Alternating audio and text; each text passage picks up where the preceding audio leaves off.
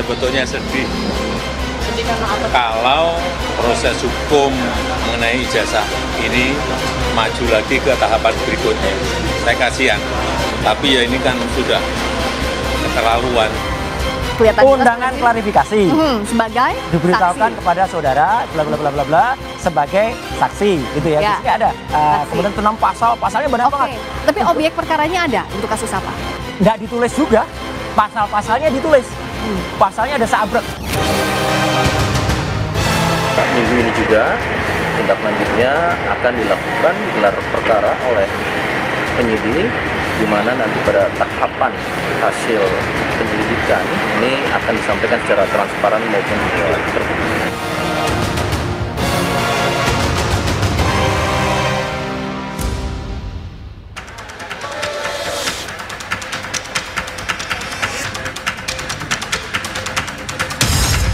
Sebanyak 22 pertanyaan diajukan penyidik Dirtipidum Bareskrim kepada Jokowi yang dinampingi koordinator kuasa hukumnya Yakub Hasibuan.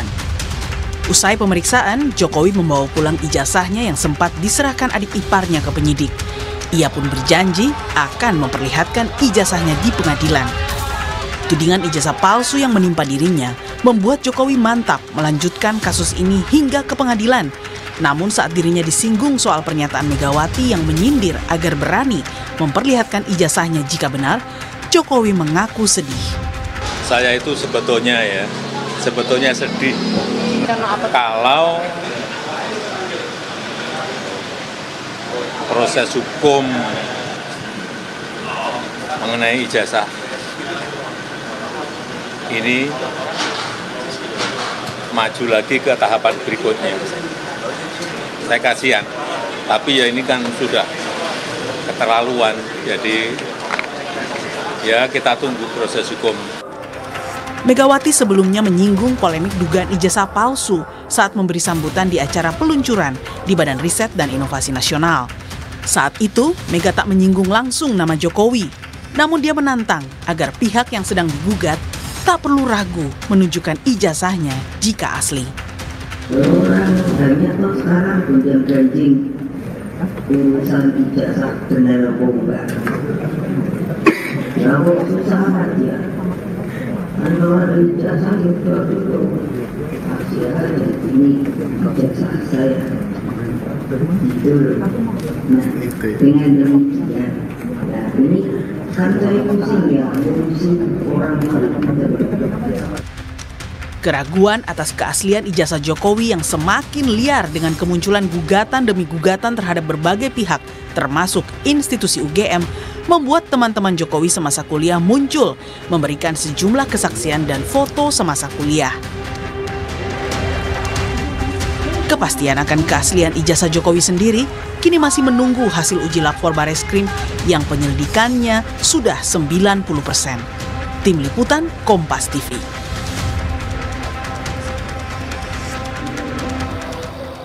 Saudara, setelah menjalani pemeriksaan di Bareskrim sebagai terlapor, Jokowi mengaku siap melanjutkan tudingan ijazah palsu ke pengadilan. Baginya tuduhan soal ijazahnya sudah keterlaluan, lalu bagaimana mendudukkan perkara ijazah palsu dalam aturan hukum nasional? Dan adakah sanksi hukum bila seseorang atau institusi menerbitkan ijazah palsu? Kita bahas bersama kuasa hukum Joko Widodo, sudah ada Bung Yakub Hasibuan, dan juga sudah ada penuding ijazah palsu Joko Widodo, Bung Roy Suryo yang sudah hadir di studio. Terima kasih Bung Roy. Serta ahli hukum pidana Universitas Pelita Harapan, sudah ada Profesor Jamin Ginting. Terima kasih Prof. Jamin sudah bergabung bersama kami di Kompas Petang. Terima kasih. Terima kasih juga Sore Bung Prof, Yakub. sore Pak Yakub. Ya, saya Sore akan Mas Roy, sore Mbak, sore Prof. Jamin. Ya, saya akan ke Bung Roy terlebih dahulu. Hari ini Pak Jokowi diperiksa dan juga kembali membawa ijazah yang sempat diperiksa ya, dilaporkan. Kalau Anda melihatnya, apakah ini bagian dari kesiapan Joko Widodo terhadap tudingan Anda? Komentar saya satu, kalau boleh kita masyarakat Indonesia memberikan award kepada Bareskrim atas pemeriksaan yang luar biasa cepat ini. Ya, bayangin, 22 pertanyaan hanya dalam waktu kurang dari 1 jam. masuk tuh 947, sudah saya hitung tadi, keluar 1042. Berarti 22 pertanyaan tuh bisa diselesaikan, satu pertanyaan tuh kira-kira hanya 2 menit. Pertanyaan apa yang bisa diselesaikan selama 2 menit, Mbak Cynthia? Jadi artinya kita kan pernah tahu klarifikasi di Bareskrim itu nama. Masa itu sudah disiapkan, kecuali kalau selaku ahli, biasanya kita dikirim dulu melalui file alamat itu. Jadi di situ kita tinggal tanda tangan, tinggal baca lagi. Kapan waktu ngeprintnya, ya, kapan waktu kemudian mendengarkan nama Bapak lengkapnya, baru. Jadi dugaan Anda apa nih? Dalam sekian waktu yang Anda sebut sangat singkat, menjawab 22 pertanyaan? Ya biarkan masyarakat yang menilai aja, tapi kalau semua proses seperti ini, saya kira bagus Bareskrim dan kepolisian. Jadi pemeriksaan itu cepat sekali gitu loh. Kan 22 pertanyaan dalam waktu 1 jam, come on gitu loh. Logika sehat kita, akal sehat kita agak sulit menerima itu. Tapi ya boleh lah. Gitu. Oke, saya coba tanya ke Bung Yakub. 22 pertanyaan diajukan penyidik ke Pak Jokowi. Apakah sudah ada spesifik soal autentifikasi ijazah? Dan apa saja sebenarnya dari 22 pertanyaan itu yang paling besar porsinya? Iya, pertama-tama tentunya saya agak sedikit menyayangkan ya kalau Mas Roy mengomentari sesuatu yang Mas Roy tidak berada di situ tadi. Jadi kan tentunya beliau tidak mengetahui sebenarnya tadi prosesnya seperti apa. Dan mungkin harusnya di sini ada juga dari pihak penyidik untuk mengimbangi itu, karena yang berhak menjawab kan nanti penyidik. Tapi kalau untuk diskusi tadi, kalau boleh saya klarifikasi untuk tadi itu ada 8 pertanyaan besar yang terbagi-bagi, yang poin-poinnya itu kami total ada 22. Kalau hanya kita diskusi secara, walaupun kembali lagi, saya sebenarnya tidak mau mengomentari apa yang Mas Roy sampaikan. Tapi paling gampang nih Mas Roy, tanya, apakah Anda sehat? Ya, itu satu pertanyaan. Emang itu berapa lama butuh waktu yang menjawab, apakah Anda sehat Mas Roy? Nah, itu kan sehat jasmani dan rohani, kalimatnya panjang kan jawabannya juga. Sebentar Mas, saya lagi bicara Mas. Ya, tapi kan Mas Roy pernah diperiksa juga. Artinya tidak ada kesalahan dalam pemeriksaan apapun. Dan tadi Pak Jokowi sudah hadir sendiri untuk memberikan keterangan sebagai pihak yang diadukan atau dilaporkan. Nah, kalau ternyata sekarang Mas Roy mengatakan seakan-akan ada narasi-narasi keanehan, ya silahkan aja apa yang Mas Roy duga atau apa yang Mas Roy tuding, silahkan disampaikan aja Mas kalau memang ada yang aneh gitu. Tapi kalau tadi dihadiri oleh banyak pihak juga, semua berjalan dengan normal dan sebagaimana mestinya. Bung Yakub, jadi yang paling besar porsinya dari 22 pertanyaan itu apa? Autentifikasi ijazah sudah ditanya juga? Ada, tadi berdiskusi mengenai pertanyaan mengenai ijazah ada, pertanyaan mengenai skripsi ada, pertanyaan mengenai KKN ada, dan ada juga tadi mengenai ya pengalaman Pak Jokowi lah pas kuliah. Ya mungkin teknisnya nanti bisa ditanyakan langsung ke penyidik. Dan ini kan udah masuk ke pokok perkara, jadi saya tidak mau mengomentari terlalu jauh mungkin Mbak. Oke, tadi ada map yang dibawa oleh Pak Jokowi, itu ijazah asli? Betul, itu ijazah asli yang sudah dikembalikan kepada Pak Jokowi. Karena kemarin itu kan sempat, sebagaimana kita semua tahu, sempat kita serahkan kepada Bareskrim melalui saudara Bapak Jokowi dan juga kami dampingi juga untuk dilakukan uji forensik. Nah sekarang karena kebetulan Pak Jokowi juga diminta keterangan, akhirnya sekaligus serah terima dikembalikan lagi. Karena ini masih tahap penyelidikan, jadi tidak ada sita menyita, tidak ada apapun karena masih tahap penyelidikan. Nah, gimana Bung Roy, sudah dibawa loh ijazah aslinya? Makanya itu, jadi harusnya ijazah itu kalau selaku barang bukti, apalagi itu primary evidence, itu disita harusnya. Atau satu lagi, tadi kan terlihat map itu terlihat tipis ya, kita bolehlah kita menduga ya, atau kita berpraduga. Katanya itu ijazah mulai dari SD sampai SMA. Mungkin bisa ditanyakan ke Mas Yakob, itu tadi ijazahnya semua ijazah atau hanya ijazah S1 saja ya. Dan kalaupun dibawa ya ini agak aneh juga karena harusnya itu nanti ditunjukkan pada saat Bareskrim mengumumkan itu otentik atau tidak. Sekali lagi, tim kami ya itu akan kemudian menyatakan kalau misalnya nanti Bareskrim misalnya mengumumkan, bisa juga pengumumannya nggak minggu depan loh, bisa juga malam ini. Tiba-tiba malam ini ya itu diumumkan ijazahnya otentik gitu. Tapi hanya narasi saja. Gimana bisa menunjukkan yang asli? Konon kalau yang asli itu sudah dibawa lagi oleh Jokowi. Tapi kan Pak Jokowi tadi juga mengklaim akan kok ditunjukkan ke publik tapi di pengadilan. Lah ya itu makanya kan kayak Bu Mega tadi, kalau bisa dibikin pendek kenapa harus dibikin panjang gitu loh. Obama saja, sekelas Obama saja ditanyakan soal akte kelahirannya, dia sertifikat birth-nya langsung ditunjukkan, selesai kan gitu. Ini nggak bikin ruwet, nggak bikin panjang. Jadi keraguan inilah Iya, yang bisa jadi kalau nanti misalnya tiba-tiba, sekali lagi, tiba-tiba Puslap 4, Barreskrim itu mengumumkan, ya kita minta umumkan secara detail, secara ilmiah, secara saintifik. Ya, ijazahnya tunjukkan, kemudian nanti detail pemeriksaannya, uji karbon 40-nya disampaikan, kertasnya benar apa enggak, tintanya benar apa enggak. Saya pernah katakan di Kompas, ada 6 jenis tinta itu detail, yang kita bisa baca dan silahkan publik atau analis-analis yang ilmiah itu baca itu, Mbak. Bung Yakub, tadi itu ijazahnya hanya ijazah S1 atau semua ijazah seperti yang sebelumnya sempat disebut Jokowi? Kita bawa semua ijazah, Mbak. Yang dikembalikan itu kan SMA dan kuliah. Hanya SMA dan Tapi kuliah tadi, yang tadi dikembalikan ya? Betul. Artinya Betul, nanti, artinya ijazah asli ini sudah diperiksa secara laboratorium forensik? Iya, informasi yang kita dapatkan seperti itu. Namun kan kita kembali kita juga masih menunggu nih, Mbak, hasil dari Barreskrim seperti apa pemeriksaannya. Dan kita hormati, kita tunggu. Kita juga tidak mau mendahului. Dari pihak Barreskrim juga mengatakan ditunggu saja karena prosesnya masih berjalan, sehingga ya kami hormati. Jadi kita tunggu saja mungkin, Mbak. Bung Jamin, kalau dilihat dari konstruksi hukum saat ini, memang ijazahnya harus langsung bisa dibawa oleh Pak Jokowi ya sebelum kepolisian memberikan klarifikasi ataupun mengumumkan dari hasil uji laboratorium forensik, atau bagaimana sih?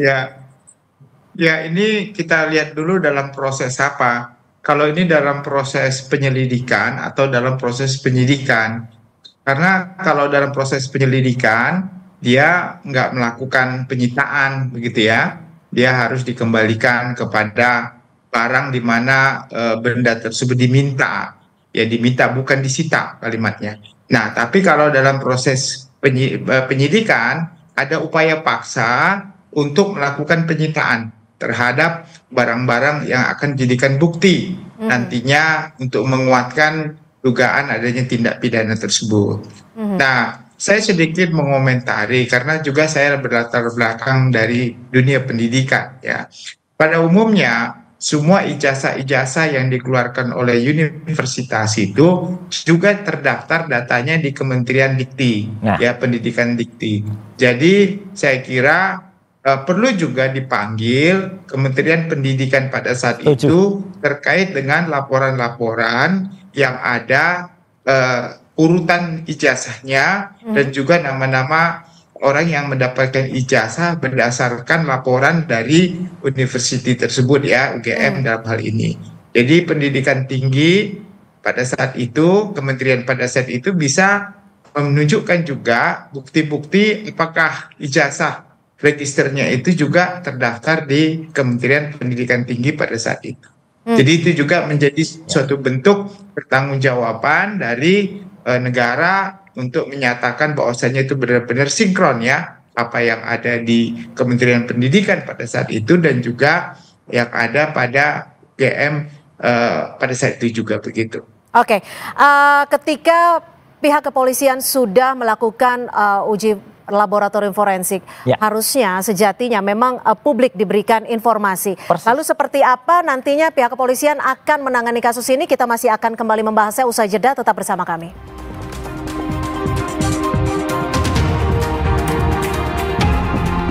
Masih kita akan lanjutkan dialog terkait dengan tudingan ijazah palsu Presiden ke-7 RI Joko Widodo. Saya akan langsung ke Bang Jamin. Bang Jamin, koreksi ya kalau saya salah ya.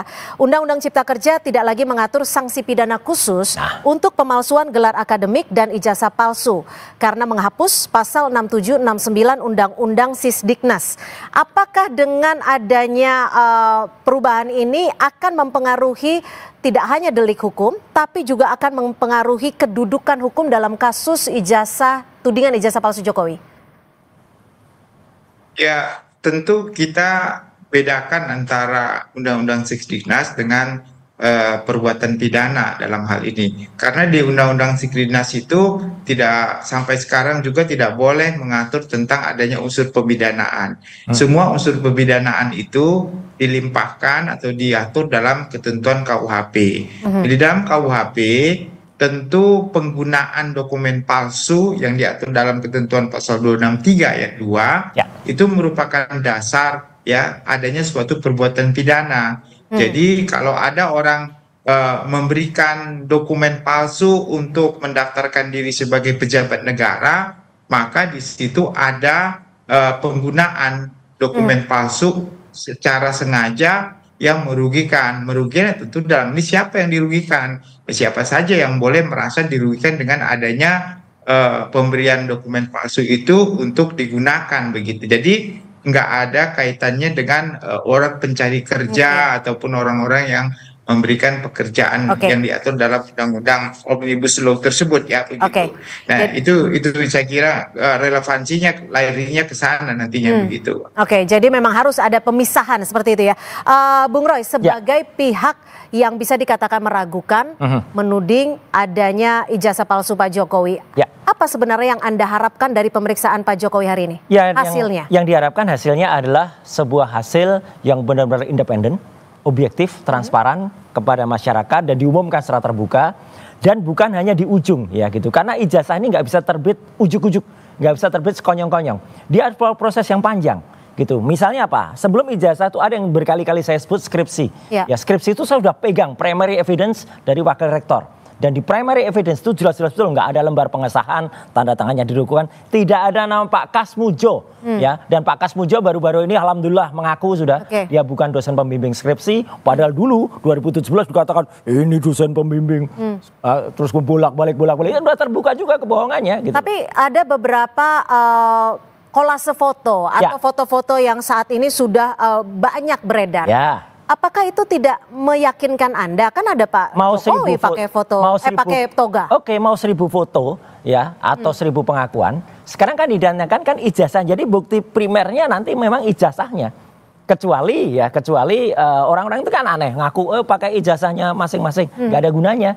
Itu hanya digunakan untuk komparasi, misalnya jenis kertasnya, kemudian tintanya, dan itu pun juga diumumkan terbuka. Tapi sekali lagi, nah kalau kita lihat foto ini nih, Bung Roy bisa lihat nih ya, ada beberapa foto, ada Pak Jokowi di situ disebutkan pakai baju toga. Foto-foto ini harus diperiksa juga. Gitu, baik secara analog maupun secara digital. Karena saya belum pegang foto-foto ini juga, gitu. Karena nggak bisa juga, karena foto-foto ini kan sudah repro kesekian kali. Tapi Anda nggak yakin nih, ini kan foto-foto toga kan biasanya memang untuk saat wisuda. Ya, terus terang saya harus meragukan ya, karena foto-foto ini hanya itu yang kemudian tampil, ya. Tidak ada foto yang kalau dikatakan zaman segitu kan belum banyak kamera, come on. Ya gitu, sudah banyak sekali yang ada dan foto-foto harusnya bukan cuma ini gitu loh. Foto-foto tuh bisa banyak kali kan dan bisa aja foto yang KKN nantinya, foto yang di perkuliahan. Tapi artinya gini, oke lah kita tunggu prosesnya. Tapi kalau proses itu tidak transparan dan tidak kemudian independen, izinkanlah kami dan juga selaku saintis dan mungkin wakil dari masyarakat untuk menolaknya. Gimana Bung Yakub?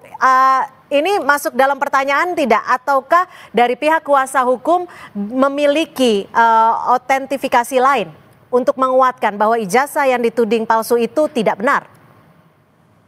Ya tentunya kan kita sekarang sudah membawa ini ke jalur hukum, Mbak. Jadi tentunya para penyelidik di tingkat penyelidikan ini memiliki struktur atau metode penyelidikannya sendiri. Yang tentu kita semua tidak bisa intervensi. Nah, apakah mungkin nanti akan dipanggil saksi-saksi, apakah nanti akan dicek ke lembaga yang menerbitkan. Karena kan logika simpelnya kan sebenarnya dari awal kami sampaikan begitu. Ada pihak-pihak tidak percaya sama Pak Jokowi. Sehingga ditanya dong, ijazahnya yang menerbitkan siapa? UGM. Ditanya UGM ternyata betul, sudah betul. Ditanya lagi saksi-saksi lain pada saat beliau kuliah. Ditanya lagi ternyata betul, pernah berkuliah bareng, pernah wisuda bareng lagi. Jadi kalau sekarang sudah melewati proses-proses ini, tetap ada pihak-pihak yang meragukan, ya jujur kita bingung mau kemana lagi kan.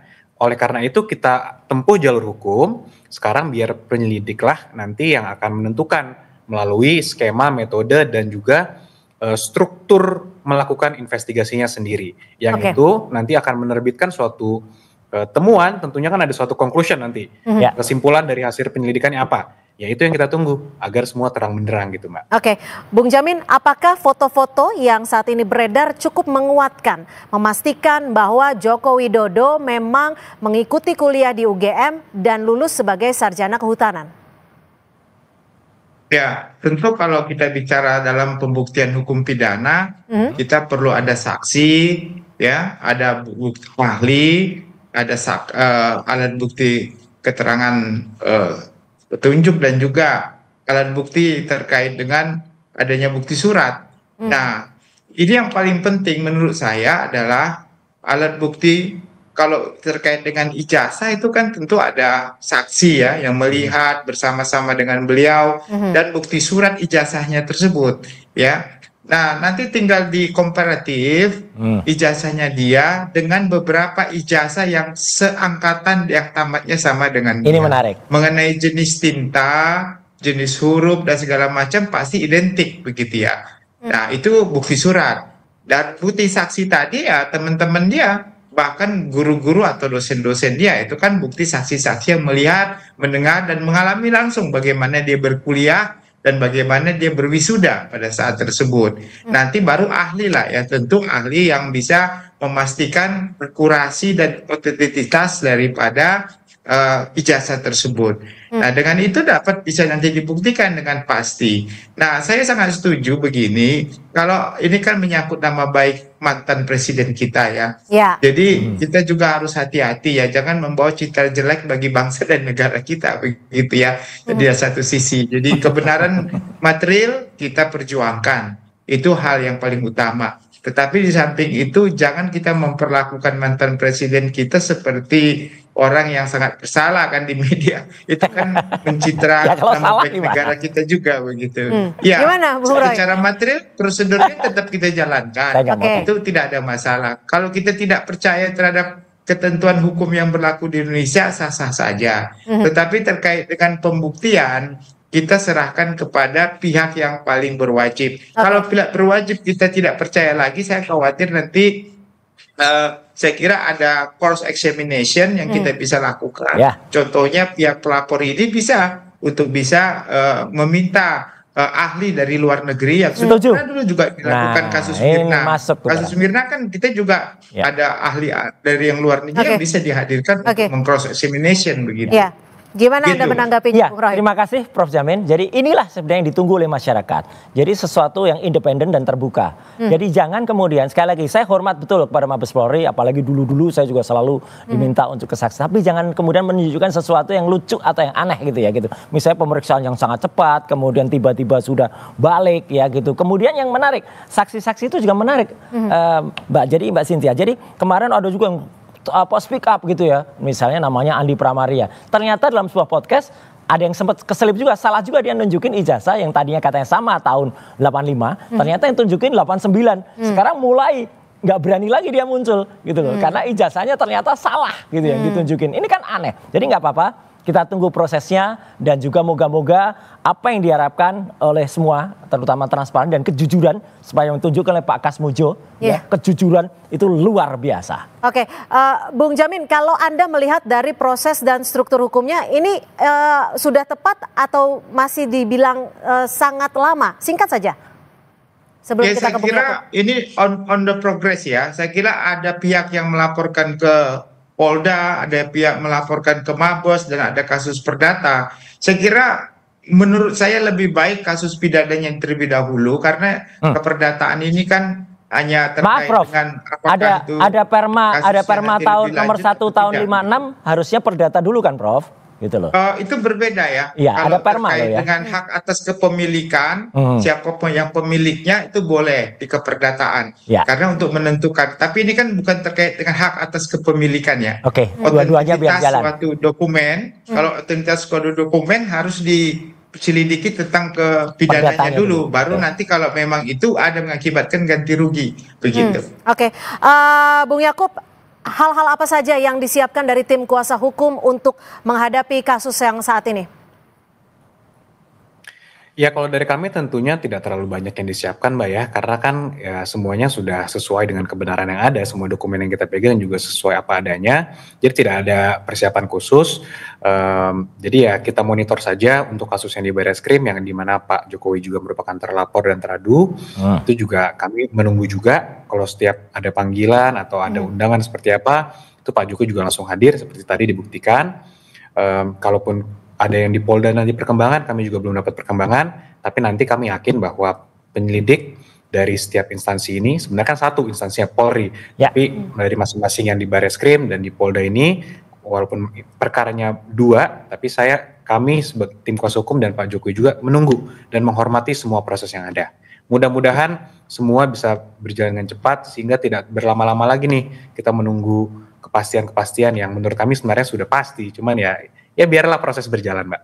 Ya.